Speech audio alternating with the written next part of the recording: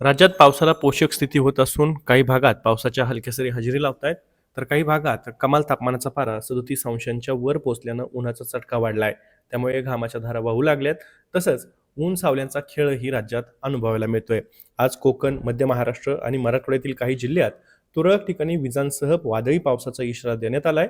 तर राज्याच्या उर्वरित भागात मात्र ऊन सावल्यांचा खेळ सुरू राहून उन्हाचा चटका कायम राहण्याचा अंदाज हवामानशास्त्र विभागानं वर्तवलाय.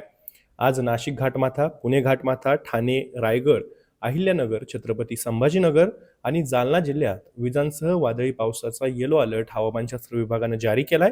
तर बीड, नांदेड, परभणी, हिंगोली, जळगाव, धुळे, नाशिक, नंदुरबार, पालघर, मुंबई, पुणे आणि सातारा घाटमाथ्यावर तुरळक ठिकाणी विजांसह पावसाचा अंदाज आहे. तर उद्या म्हणजेच गुरुवारी सातारा घाटमाथा, सातारा, सोलापूर आणि धाराशिव जिल्ह्यात विजांसह वादळी पावसाचा येलो अलर्ट हवामानशास्त्र विभागानं वर्तवलाय. तसंच नांदेड, परभणी, हिंगोली, बीड, लातूर, अहिल्यानगर, सांगली, नाशिक, नाशिक घाटमाथा, पुणे घाटमाथा, ठाणे, मुंबई, रायगड, रत्नागिरी आणि पुणे जिल्ह्यात तुरळक ठिकाणी विजांसह हलक्या सरी हजेरी लावण्याची शक्यता आहे. तर राज्याच्या उर्वरित भागात मात्र उघडीप कायम राहण्याचा अंदाज हवामानशास्त्र विभागानं वर्तवलाय. समुद्र सपाटीवरील मान्सूनचा आस असलेल्या कमी दाबाच्या पट्ट्याचा पश्चिमेकडील भाग नेहमीच्या स्थितीच्या उत्तरेला असून पूर्वेकडील भाग सामान्य स्थितीजवळ आहे. तसंच उत्तर पाकिस्तान आणि लगतच्या जम्मू परिसरावर खालच्या आणि मध्यम वातावरणीय स्तरात पश्चिमी विक्षोभामुळे चक्राकार वाऱ्यांची स्थिती सक्रिय आहे.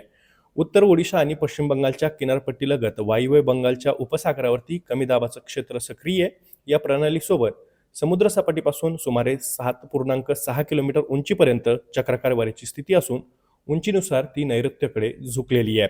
ही प्रणाली पुढील 2 दिवसात अधिक बळकट होऊन ठळक कमी दाबाच्या क्षेत्रात रूपांतरित होण्याची शक्यता आहे. त्यानंतर ती उत्तर ओडिशा आणि गंगा खोऱ्यातील पश्चिम बंगाल ओलांडून वायव्य दिशेने सरकण्याचा अंदाज हवामानशास्त्र विभागानं वर्तवला आहे.